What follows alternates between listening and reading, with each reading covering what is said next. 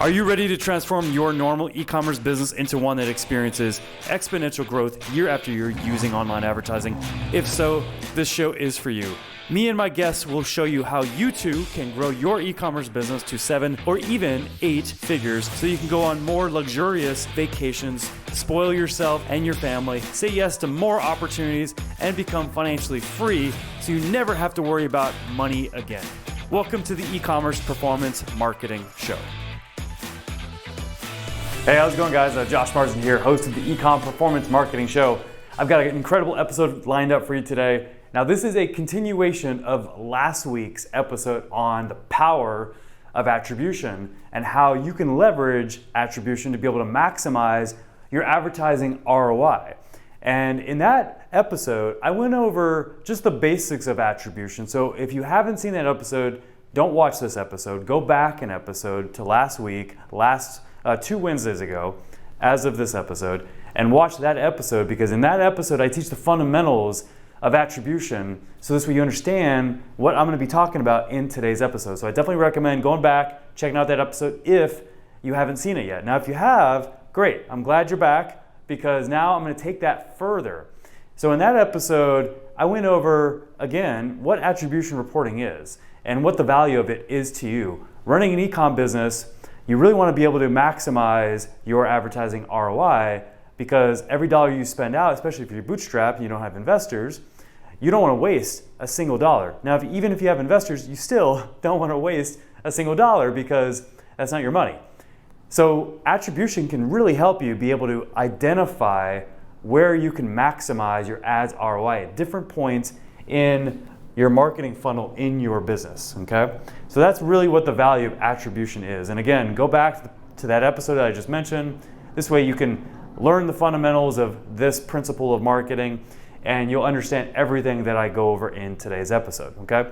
So in the last episode, I covered, again, what attribution reporting and attribution models are, and I also went over specifically what first click attribution is. But I didn't cover first opt-in, last click, re-opt-in, and full impact. So that's what I'm going to cover today. And on top of that, I'm also going to show you a few examples from one of our client accounts, so this way you can see this in action, and you could really picture it through me showing you a real example. You can picture you doing the same thing. This way you can really identify, I like to say this over and over, thank you, Ryan Levesque, for giving me this phrase, the little hinges that swing big doors. And that's what attribution is. It's being able to look at your attribution reporting and be able to identify what those little hinges are that are going to swing big doors in your ROI from advertising. That's truly what we're talking about today, okay? So let's dive in, all right? So like I said, in the last episode, we talked about first click. Now we're going to talk about the next 4 attribution models. So the next one here is first opt-in. So when you have attribution reporting and you pull up reports that show you first opt-in ROI, okay? Which means that I want to look at all of my campaigns or all of my audiences or all my ad creatives that are focused on getting a lead, and I want to see which of those audiences, campaigns, or ad creatives are getting me the best ROI for my ad spend, okay? That's what first opt-in attribution reporting is going to do for you. You'll be able to see which, campaign, audience, or ad creative, which also could be possibly unique to the offer, the free offer, the lead magnet to get the opt-in. You'll be able to see which of those variables are giving you the best possible ads ROI. So this way you can then take that, you can create a campaign, focus on just that, whether it's the audience level or the ad creative level, and you can scale that. And again, that's really maximizing that little hinge that's going to swing a big door in your advertising ROI. So that's what first opt-in attribution is. The next one is last click attribution, okay? Now, this is what most people are familiar with, especially with like Facebook ads or Google ads, because both of those in their reporting, respectively, they go over last click attribution in their reporting. And they attribute every last click no matter which campaign or which ad or which audience, they attribute their results across all of their ads. So they basically kind of, if one ad in a whole other campaign got the sale, but yet you have another campaign that initially got the lead, they'll show the sale in both, is what I'm getting at. Because they use Lastclick attribution in all of their reporting. Now, the value here is that this helps you identify what's the last click that got someone here in your funnel, bottom of the funnel. It shows you what last click led them to buy. And obviously, that's an important KPI to be aware of, because you want to get as many customers as possible into your business. And if you pull up a last click attribution report and you pull up your campaigns and you go down to audience or ad creative level, you'll be able to see the ROI from whatever level that you're looking at in a last click attribution report. So this way you can then really focus on putting more and more ad spend on the last clicks in your ads that are getting you the best return on your investment with your ad spend, okay? So that's what last click attribution is. Now re-opt-in, which I'll show you over here. So re-opt-in, that's basically getting someone that has fallen out of your funnel, that hasn't really been doing a whole lot. They've been basically like a dead prospect. That's getting them to re-engage and re-opt in and become a lead again, okay? This is good for activation, retargeting offers with a free lead magnet. And again, going back to these other attribution models that we just talked about in this episode and the previous episode, when you pull up a re-opt-in attribution report, you're able to see what your ROI is from your re-opt-in campaigns. And then you can take it all the way down to an audience level or an ad creator level to see what really is moving the needle the most to get you the most ROI when it comes to getting people from your campaigns to re-opt in for a re-opt-in offer. Okay, so that's what re-opt-in is. This is good, because let's just say that you guys are really trying to milk, your prospects, your warm traffic, your email traffic, and you want to get as many people as possible re-engaged if they fall out. And you definitely want to do that if you're not doing that already. There's different ways to do that with email marketing, with retargeting ads, when they fall out of a specific time frame. There's different things you can do. And if you have various lead magnet offers in your business, which if you don't, you should, because the more offers you have, the better, then you'll be able to really leverage this to be able to get people to come back into your database and lead them back to buying and becoming a customer, whether they were a customer in the past or not. This just helps you really maximize your leads and your prospects in your funnel when they fall out. This way you can get them back. And this allows you to see which efforts in that part of your marketing is leading to the best ROI from your ad spend. So that is what re-opt-in attribution is, okay? And then finally, full impact attribution. So this is a simple one. Full impact is looking at all of your Facebook ads efforts or all of your Google ads efforts or any other channel and telling you what is your ads ROI from that channel. So again, very, very simple, right? So that's what full impact attribution is seeing like your overall ROI from your entire channel, whether it's Facebook ads or whether it's Google ads, okay? All right, so that is explaining all of the attribution models. So first click, first opt-in, last click, re-opt-in, and full impact. Okay, now if you have questions about this, I know this is kind of an advanced topic, feel free to leave a comment below. Happy to respond. I get those comments, I'll get notified, and I'll definitely respond right away. Or you could even send our Facebook Live 100% free. We do it 1 p.m. Mountain Standard Time every single Thursday. You can go to our Facebook business page. You could sign up there under events, and you may even get retargeted with an ad after seeing this episode. So if you see it, sign up. Okay, so this way you can get your questions addressed. So now what I'm going to do is I'm going to go ahead and transition over into showing you these attribution reports. So this way you can see it in action, and I can talk you through a few examples here. So this way you really learn this from a hands-on perspective, and then you can then consider doing the same stuff that we do for our clients in your business, or you could even just reach out to us and we can help you with it. So let's go ahead and transition over and let's dive in. Hey, how's it going, guys? Welcome back. So I'm going to dive in right now into one of our client accounts, and I'm going to go over specifically Lastclick attribution in this example. So this way you can see how a tool like Wicked Reports, which we highly recommend, we use it with all of our clients, and we recommend for all of our mastermind clients too. And there's a few other tools out there that are somewhat equivalent, but Wicked Reports is awesome. But I'm going to show you how to review Lastclick attribution reporting, how to assess it, and then how to take action on that as well, okay? So I already pulled up a report here.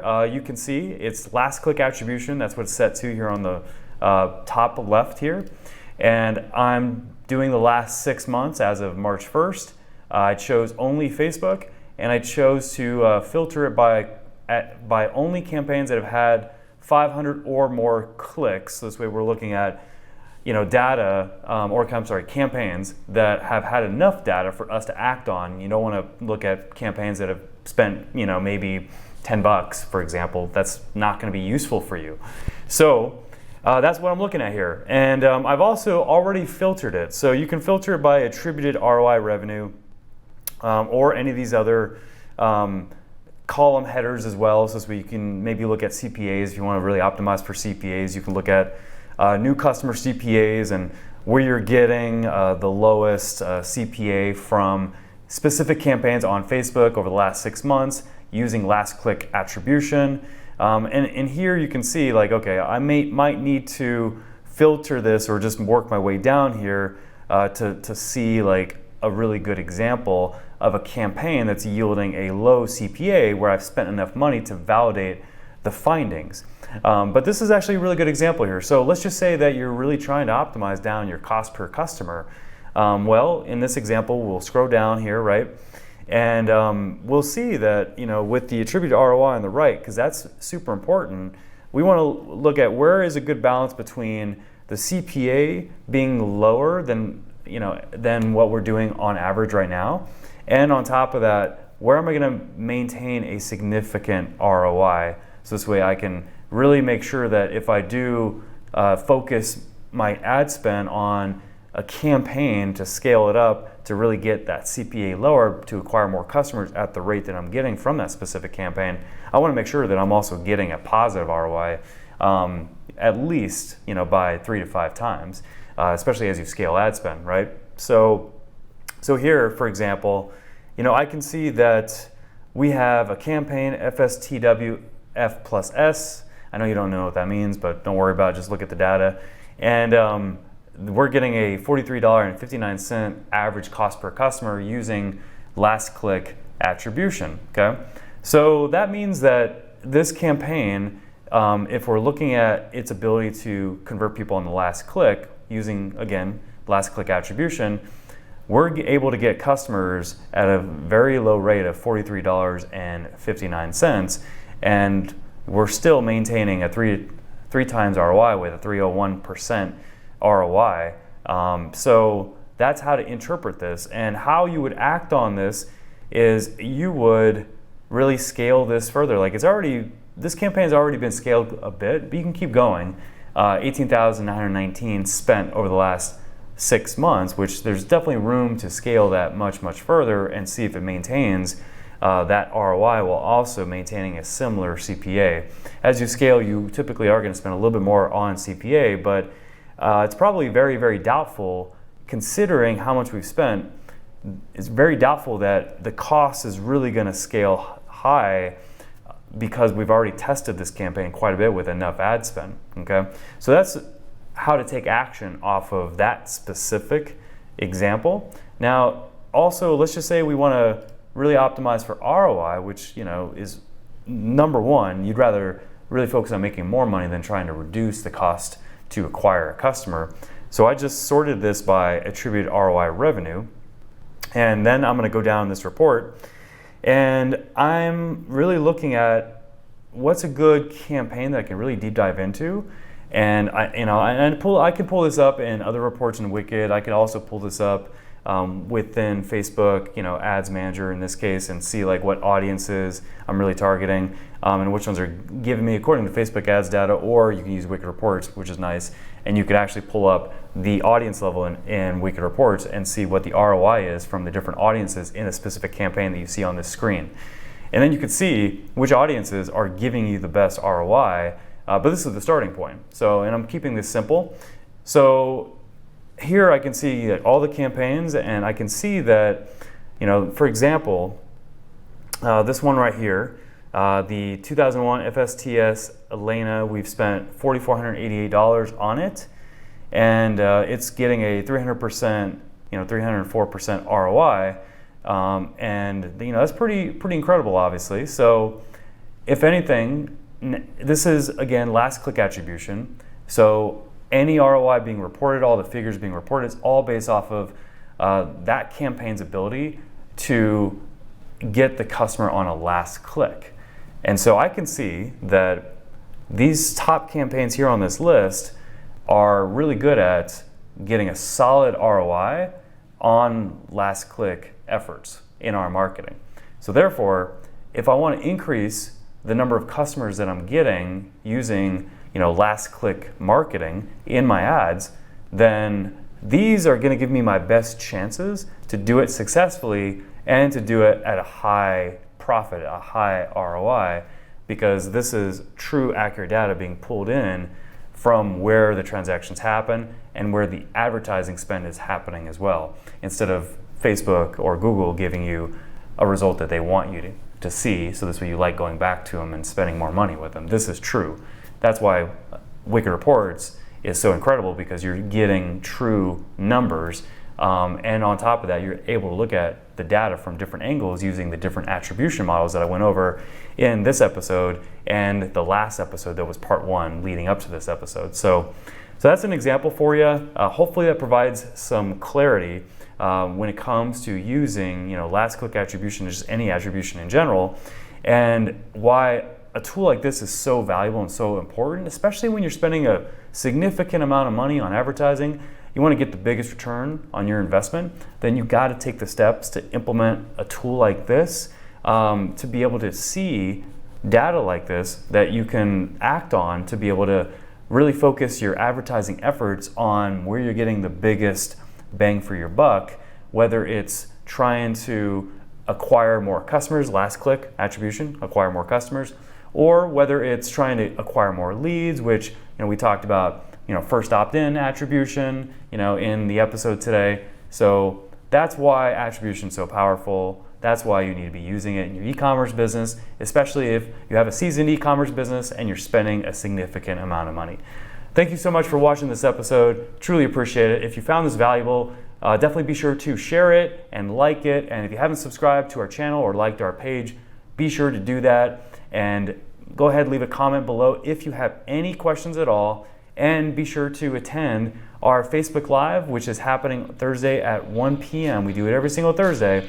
So this way you can get your questions answered from this episode. So thank you again for being a part of the Ecom Performance Marketing Show, and I hope you enjoyed this episode and take action and implement the things that we're talking about in this episode. Thank you for tuning into the E-commerce Performance Marketing Show. If you enjoyed this episode, be sure to subscribe, like, and comment with a timestamp of your favorite part and share it with a friend.